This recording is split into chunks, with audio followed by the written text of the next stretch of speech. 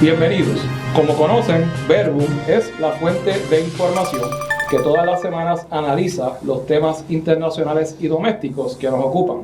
Recuerda suscribirte a este canal tocando la campanita y dándole like a este podcast. Hoy nos acompaña en nuestra séptima edición el profesor José A. Frontera Ajenjo. Bienvenido por primera vez, profesor. Gracias, José Rico. Un placer estar aquí contigo y compartir este espacio de información para toda la comunidad. En nuestro podcast de hoy analizaremos si en efecto existen consecuencias legales por las actuaciones de los países dentro del marco del derecho internacional. Le pregunto, profesor, ¿cómo usted compara el sistema del derecho internacional con el sistema doméstico y cuáles son los tribunales donde se deben ventilar estas controversias para que el público pueda entender en palabras sencillas? Bien, mira, hay dos clases de tribunales internacionales. Hay tribunales, todos ellos surgen de tratados. ¿Sí? Hay tribunales internacionales donde se pueden ver controversias contra países y contra funcionarios y personas dentro de esos países por violaciones a convenios específicos en el marco jurídico, ¿verdad?, de lo que son los tratados internacionales. Por ejemplo, está la Corte Penal Internacional. Corte Penal Internacional es un tribunal que se crea mediante un tratado multilateral, es decir, que son varios estados, los países firmantes, donde se procesan los llamados crímenes de guerra, crímenes de lesa humanidad, genocidio, destrucción de propiedad civil, ataques a poblaciones civiles, abusos cometidos contra presos de guerra. Como también hay otros tipos de tribunales que surgen de otros tratados, como es el caso, por ejemplo, del World Trade Organization, ¿verdad? El WTO, la Organización Mundial del Comercio, que tiene tribunales arbitrales en esos casos para tratar las controversias específicas entre países por violaciones a los contenidos de los tratados. Así que, contrario a los tribunales domésticos, sean los estatales o sean los federales, que son tribunales de jurisdicción general, donde cualquier persona que tiene un pleito por una situación civil o por un asunto penal, los tribunales internacionales son tribunales especializados que están atados a los asuntos del tratado que los crea y por lo tanto la jurisdicción y la competencia la tienen exclusivamente sobre esos asuntos, uno, y dos, solamente sobre países o personas de países que son firmantes de esos tratados. Por ejemplo, Estados Unidos, en el caso de Ucrania y la violación de la situación que está ocurriendo en este momento con la invasión de Rusia, ha reclamado que se debe procesar a Rusia, en particular al presidente Vladimir Putin, por crímenes de guerra y de lesa humanidad que están sujetos al Tribunal Penal Internacional. Pero Estados Unidos no es parte en ese tribunal. Estados Unidos no es firmante del tratado ni consciente a la jurisdicción de ese tribunal. Por lo tanto, Estados Unidos no puede radicar una querella en ese tribunal ni puede iniciar un caso en ese tribunal, como tampoco se puede iniciar ningún caso contra un ciudadano o un funcionario de los Estados Unidos. ¿Right? Por eso es que en ese caso, por dar un ejemplo, es Alemania y es Suiza y son otros países los que le radican. ¿Verdad? También hay ocasiones donde surgen tribunales especiales por unos hechos concretos. Lo vimos cuando la Segunda Guerra Mundial, que se creó el famoso tribunal de Nuremberg. Lo vimos cuando el caso de Yugoslavia, para dilucidar los crímenes que ocurrieron en el proceso de la Guerra de los Balcanes, que ocurrió entre el año 94 y el año 98. Y se creó un tribunal especial para la antigua Yugoslavia por la gran cantidad de casos que hubo. Ya en el 2002 ese tribunal desaparece, en el 2007 ese tribunal desaparece y los casos que quedaban pues se terminaron en la Corte Penal Internacional, ¿verdad? Así que no es como los tribunales domésticos donde cualquier persona puede ir a radicar una querella contra alguien, sino que tiene que haber una estructura de tratados y de jurisdicción que permite que esos tribunales operen. Y también precisamente se debe esta renuencia de los países, por ejemplo Estados Unidos, porque ceden. El argumento que ellos traen es que ceden su soberanía y ciertamente pues eso trae una incomodidad también por parte de los países, en este caso por ejemplo Estados Unidos. Claro, y sobre todo en el caso de Estados Unidos es un caso interesante porque Estados Unidos fue uno de los propulsores del Tribunal Internacional. O sea, el primer tribunal internacional que existió fue la Corte Permanente de Arbitraje, que fue una corte que surge a finales del siglo XIX en La Haya, precisamente en el mismo lugar donde está ahora la Corte Penal, el Peace Palace, como se conoce, ¿verdad? El edificio del Palacio de la Paz en La Haya, lo comparten estas dos entidades. Una mitad del edificio la mantiene la Corte Permanente de Arbitraje y la otra es la Corte Penal Internacional. La idea de la Corte Permanente de Arbitraje era que si dos países tenían una disputa entre ellos, en vez de recurrir a la guerra como mecanismo de solución, pudieran designar un panel arbitral, como ocurre en las controversias, ¿verdad? Ordinarias. Cada país designaba un árbitro o se escogía un panel dentro de una lista de personas que pudieran mediar, y ocurría un proceso mediado y arbitrado entre esos países. Y ese fue el precursor de esta línea. Estados Unidos fue uno de los que se movió en esa dirección. Luego, cuando se va a ampliar el alcance de estos tribunales para que puedan ser ciudadanos específicos y personas específicas los que sean llevados ante su jurisdicción, Estados Unidos se retiró de la Corte Penal Internacional. Participa, sin embargo, del WTO, de las controversias que tienen que ver con las violaciones al tratado del GATT, el Tratado General de Tarifas y Aduanas, y de los otros elementos que caen bajo la Organización Mundial del Comercio. Pues Estados Unidos ahí sí participa, pero no de la Corte Penal Internacional. Y es importante señalar la diferencia entre el WTO, entiéndase la Organización Mundial de Comercio, y el Tribunal de La Haya, pues son, como usted lo ha podido explicar, son dos entidades distintas. Ahora bien, en palabras sencillas, profesor, ¿por qué ¿por qué no se ha podido enjuiciar a Vladimir Putin en las cortes internacionales por los alegados genocidios que están ocurriendo ahora en Ucrania? Bueno, en primer lugar, hay una querella radicada, ¿verdad?, que pide que se investiguen los actos para que entonces pueda haber un proceso penal. ¿Quién la presenta? Hay una presentada por Alemania, hay una presentada por Suecia, e incluso fue a través de esos embajadores que se le notificó la querella que se había radicado. Y le corresponde entonces al tribunal, a través de sus fiscales y de sus cuerpos de investigación, entonces entrar a analizar los hechos de lo que está ocurriendo. ¿Qué es lo usual? Que esto no se investiga mientras está ocurriendo la guerra. Lo típico, cuando uno mira los casos de Nuremberg, cuando uno mira los casos de Yugoslavia, ha habido un proceso de investigación post-guerra, porque hay que poder determinar cuánto correspondía a las instrucciones específicas que venían del liderato político, cuánto corresponde a las estructuras internas del ejército y a quién se le va a adjudicar responsabilidad por lo que está ocurriendo allí. En ese sentido, por eso es que todavía no hay una formalidad procesal contra Putin. El caso de Yugoslavia es el que pienso que es más ilustrativo de lo que está ocurriendo. El caso de Yugoslavia, recordaremos que eran 4 países distintos que al final de la Primera Guerra Mundial quedaron agrupados dentro del contexto de Yugoslavia, que se mantienen así durante la Unión de Repúblicas Soviéticas Socialistas, y que con la caída del muro de Berlín, según los otros países, fueron ganando sus procesos de independencia del sistema comunista. Yugoslavia se ve en la incertidumbre de cómo dividirse internamente y se produce un genocidio interno por parte de una de las 4 facciones que componían el país, dirigidos en ese momento por Milosevic, quien enfrenta cargos él y enfrenta a cargos sus altos mandos dentro de ese proceso.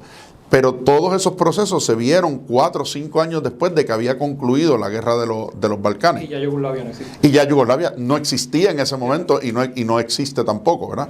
Así que yo hice mis estudios de posgrado en Derecho en Holanda, en Rotterdam, y tuve la oportunidad en mis cursos en aquel momento de resolución de disputas internacionales, ir a varias de las sesiones de los juicios del Tribunal Especial de Yugoslavia.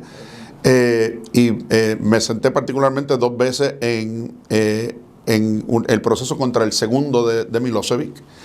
Y entonces, pues, parte del proceso es que los que sufrieron el genocidio, los testigos, los que estaban en el campo de guerra, los que estaban viendo lo que estaba pasando, puedan sentarse en un conflicto que no ha terminado. Cómo uno estructura ese recogido de datos, ¿verdad? No, y no tan solo eso, que también en el caso de Rusia son 2 países soberanos.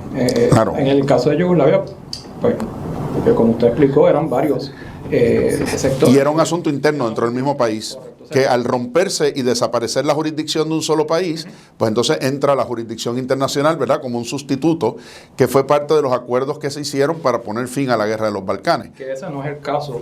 No es el caso ahora. Ucrania y Rusia, para que el público que nos está escuchando y viendo en nuestro podcast entienda el por qué no se ha podido enjuiciar básicamente al señor Vladimir. Ahora, Rusia es firmante del Tratado de la Corte Internacional, lo que quiere decir que es posible que en algún momento, si se concretan los procesos de investigación, pues sí haya una erradicación de casos.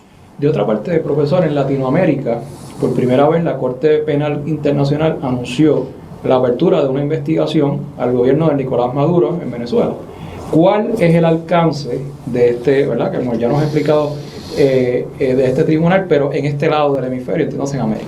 Pues de nuevo, hay varios países latinoamericanos que son firmantes del tratado y que por lo tanto se ponen bajo la jurisdicción de este tribunal. Uno de ellos es Venezuela. Venezuela es firmante, Argentina es firmante, Chile es firmante, después de la dictadura, no antes, ¿verdad? Es un momento, ¿verdad? El caso de Venezuela es que Venezuela pertenecía a la Corte Internacional antes de la transición de Chávez y luego obviamente de Maduro, así que ya está metido allí dentro de esos elementos. Por lo tanto, ante una queja de que se está violando el derecho penal internacional del tratado que corresponde a ese tribunal y que hay crímenes de lesa humanidad que no son solamente crímenes de guerra, también la violación de los derechos sociopolíticos que están en la declaración. Hay una declaración universal de derechos humanos, pero también hay una declaración universal de derechos sociopolítico-económicos, ¿verdad? Y la violación reiterada de esos derechos a una parte significativa de la población, que es lo que se alega en el caso de Venezuela, está sujeto también al alcance y la jurisdicción de la Corte. Así que habiéndose radicado una querella contra el gobierno de Maduro, pues de nuevo el tribunal decide que asume jurisdicción sobre eso, abre la investigación y conforme a los resultados de esa investigación, pues los fiscales especiales pasarían a presentar su caso ante la Corte Internacional. Que la gente dice, bueno, ¿y los jueces de esa Corte dónde salen? ¿Verdad? Pues los países miembros someten un listado de posibles candidatos a ser jueces de ese tribunal, que entre las características que tienen que tener son personas que hubieran cualificado para pertenecer al Tribunal Supremo o de mayor nivel dentro de los países firmantes y además que sean jurisconsultos, personas reconocidas en el derecho penal, en el derecho internacional, por su trayectoria académica o judicial, y que entonces se seleccionan, ¿verdad?, a pertenecer al panel de la Corte. Habiendo explicado la trayectoria del profesor, nos gustaría que nos explicara actualmente, profesor, dónde se encuentra dando cursos. Pues soy catedrático de la Escuela de Derecho de la Pontificia Universidad Católica de Puerto Rico, donde tuve la oportunidad de ser decano también por un periodo de casi 6 años. Y por estos últimos 3 me he estado desempeñando como vicepresidente de Asuntos Administrativos y Financieros de la Pontificia Universidad Católica. Sigo enseñando en la Escuela de Derecho mientras hago esto, particularmente cursos relacionados con los temas que estamos discutiendo, monopolios, derecho y economía, derecho comercial internacional, entre otras materias. Excelente. Nos gustaría que ahora nos analice, por toda esta situación del COVID-19 y lo que ha ocurrido entre Rusia y Ucrania, cómo se altera el ambiente de negocios a nivel internacional en términos de lo que es la inflación, en términos de lo que son los costos por acarreo y por qué los precios se están disparando de una forma tan estrepitosa una vez comienza esta situación del conflicto de Rusia y Ucrania y obviamente por el COVID-19. Pues mira, vamos un poquito más atrás a lo del COVID, como menciona José Enrico. Los precios en economía, los precios dependen esencialmente de 2 cosas, oferta y demanda. Por el lado de la oferta tenemos a los productores, cuántos productos hay disponibles en el mercado en un momento dado. Por el lado de la demanda estamos hablando de cuánta gente requiere ese producto. Si la oferta se mantiene estable y la demanda aumenta, pues los precios aumentan. Si la oferta se reduce y la demanda se mantiene estable, los precios aumentan, ¿verdad? El problema que hemos tenido desde que comenzó la pandemia es que ha habido una demanda estable, pero una oferta limitada. 2 razones. En primer lugar, la producción. Las grandes plantas de producción, ¿dónde están? Están en China, están en Asia. Tan pronto China y los demás países asiáticos son los primeros en sufrir el embate del COVID y tienen que cerrar las plantas de producción, tienen que cerrar los espacios de manufactura, pues entonces va a haber una escasez de productos. Esto luego va afectando a los países que mueven la carga, que mueven los productos. Y ahí tenemos los problemas en el transporte terrestre, los problemas particularmente en el transporte marítimo, sobre todo porque la primera transmisión de casos fue a través de los medios de transportación, ¿verdad? Y luego entonces lo que afecta a la producción local, que había empezado a asumir la escasez de productos manufacturados en el extranjero cuando el COVID ya luego se extiende a todos los mercados.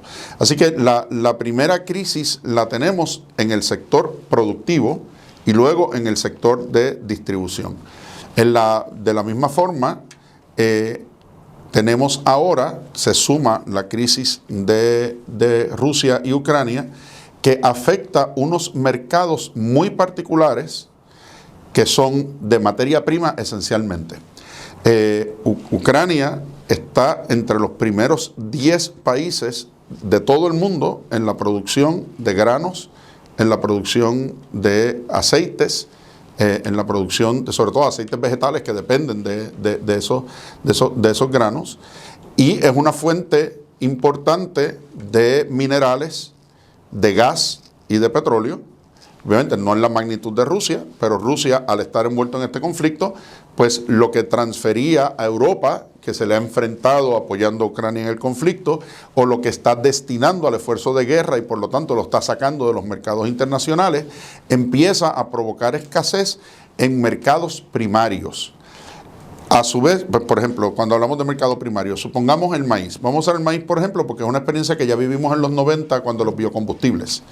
¿Cuántos usos tiene el maíz? Bueno, pues si yo el maíz lo utilizaba originalmente para alimentar ganado, alimentar animales y alimentar personas, y ahora voy a destinar una parte de ese maíz que estaba en el sector alimentario a producir biocombustible, ¿qué estoy haciendo? Pues estoy reduciendo la oferta en este lado y estoy provocando un aumento en el precio de los alimentos. Pero no solamente en el precio del maíz que nosotros vamos a consumir, es que si ahora al ganadero le cuesta más el maíz para alimentar las vacas, pues todos los productos que salen de la vaca y son derivados van a aumentar de precio. Si cuesta más alimentar los pollos, pues los huevos, la carne de pollo, todo va a subir de precio porque es un efecto que se va acumulando de un mercado a otro. Pues imaginemos eso con los dos productores más importantes para el mercado europeo de granos, que es lo que pasa con Ucrania y con Rusia. Entonces esos países europeos que ahora no pueden comprar ahí, o los países africanos que ahora no pueden comprar ahí, empiezan a demandar de otros mercados y esa redistribución de productos aumenta la escasez que veníamos cargando de la experiencia del COVID y por lo tanto empiezan a subir los precios de los productos.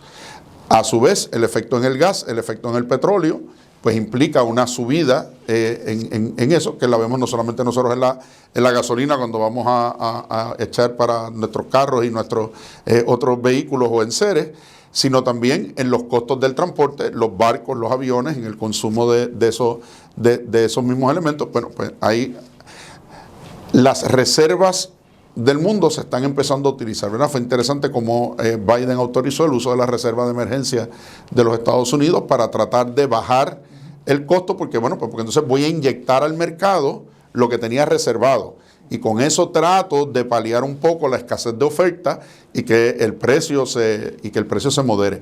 Mientras más se extienda la guerra, ese efecto inflacionario va a ser también extendido, no solamente por el periodo que dure la guerra, sino por cuánto tiempo toma que esa producción se recupere una vez la guerra termine. Pues si los campos terminaron asolados y terminaron contaminados, ¿quién puede volver a sembrar allí, verdad? Así que es una escasez que se va a seguir extendiendo en los mercados y que en la medida en que se realinean las cadenas de distribución a nivel internacional, pues vamos a seguir viendo costos relacionados porque pues ya no es lo mismo traer productos de países más cercanos a tener que ir a buscarlos en otros lugares. Profesor, ¿ve alguna salida al conflicto ruso-ucraniano pronto o dentro de su experiencia y su conocimiento cree que esto se va a extender para que el público tome sus medidas necesarias para sobrevivir, porque por lo que veo va a continuar.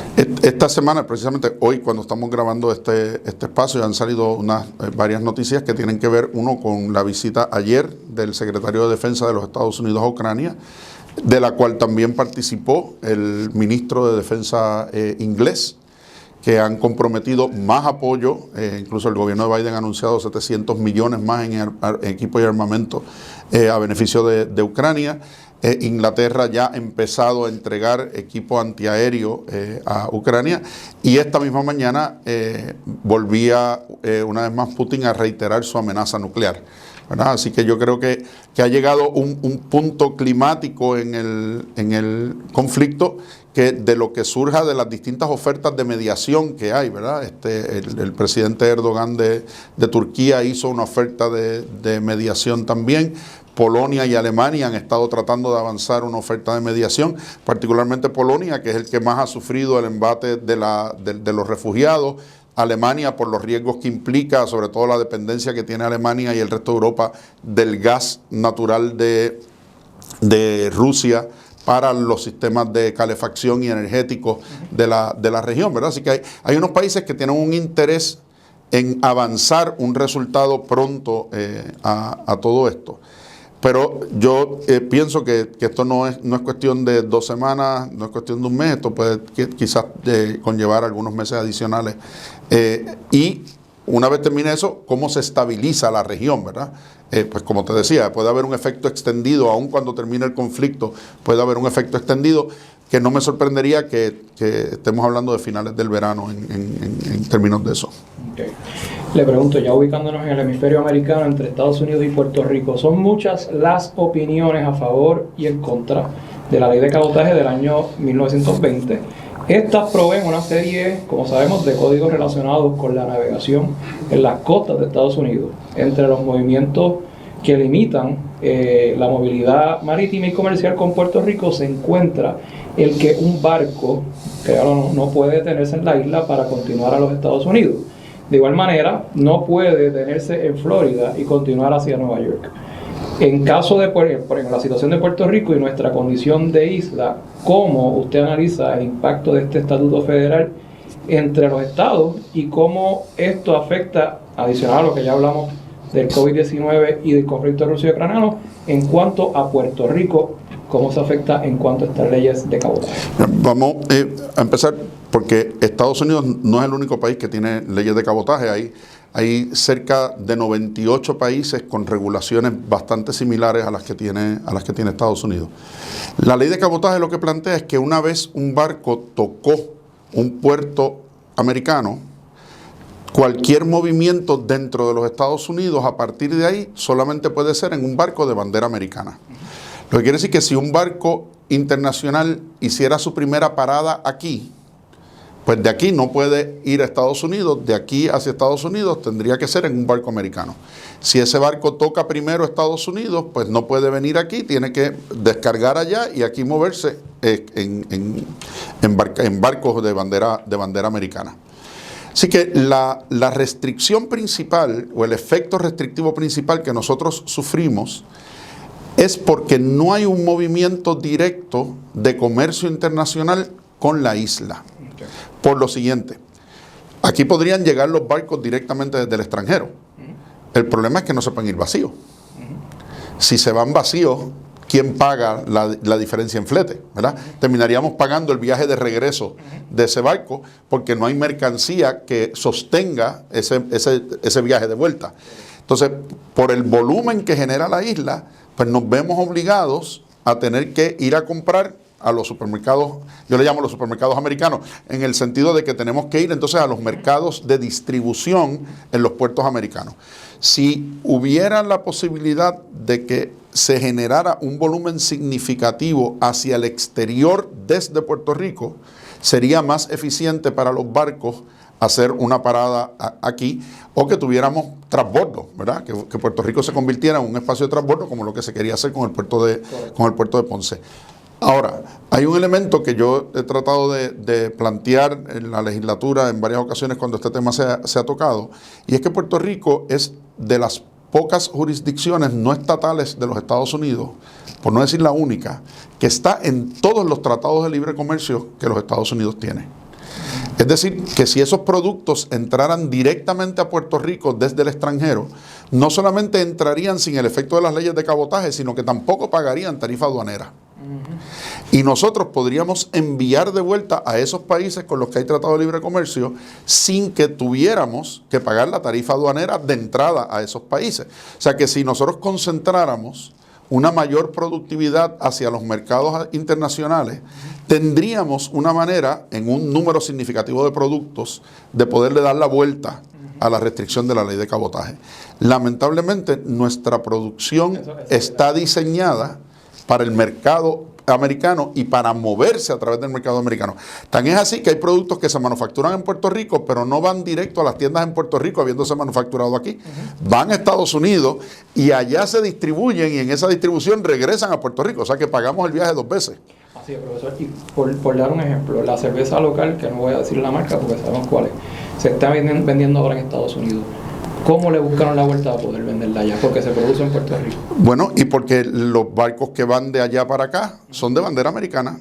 Okay. Entonces, como automáticamente entramos sin tarifa aduanera porque estamos dentro del mismo Estados Unidos, bueno, pues esa barcaza viene de Florida o viene de New Orleans o viene de Nueva York para aquí y regresa llena. El problema es cómo la mandamos a mercados internacionales. Claro. Y cómo hacemos para lo que viene de mercados internacionales. Entonces, están entrando productos directamente a Puerto Rico en un nivel muy pequeño que no nos permiten maximizar el beneficio de poderle dar la vuelta a las reglas de cabotaje de esa manera. Entonces, es una cuestión de nosotros también repensar hacia dónde vendemos y cómo diseñamos nuestras cadenas de suministro de tal manera que podamos, mientras estén ahí, buscarle la vuelta. Claro, y le traigo esa pregunta porque debido a la diáspora y a la cantidad de gente que se ha ido mayormente a Florida y que se ubica también en New York, pues consumen los productos de aquí. Entonces, curiosamente, se está dando este fenómeno de que empresas locales puertorriqueñas ahora han tenido que ampliar su producción para poder entonces competir también en Estados Unidos, porque consumen, por ejemplo, no quiero dar anuncios aquí, ¿verdad? Pero sabemos cuáles son, ¿verdad? Claro. Sándwiches, cerveza, productos que usualmente son de consumo regular. Bueno, hay galletas de una marca americana, unas galletas dulces de una marca americana, que para el único mercado que las producen es para Puerto Rico. No las voy a anunciar tampoco, pero ahorita te cuento quiénes son. No las vas a encontrar en ningún mercado de los Estados Unidos, solamente las producen para aquí. Y entonces, pues, se ven en la misma encrucijada. Yo debo saber cuáles son. Se ven en la misma encrucijada. Bueno, pues agradecido, licenciado y profesor Frontera Ajenjo, por esta excelente explicación que ha dado en la placer para mí de hoy. Hasta aquí esta 7ª edición. Recuerda seguirnos en nuestras redes sociales en Facebook, Instagram, Twitter y Spotify y acceder a nuestro catálogo de cursos de educación jurídica continua aprobados por el Tribunal Supremo de Puerto Rico en verbumpr.com. Hasta la próxima.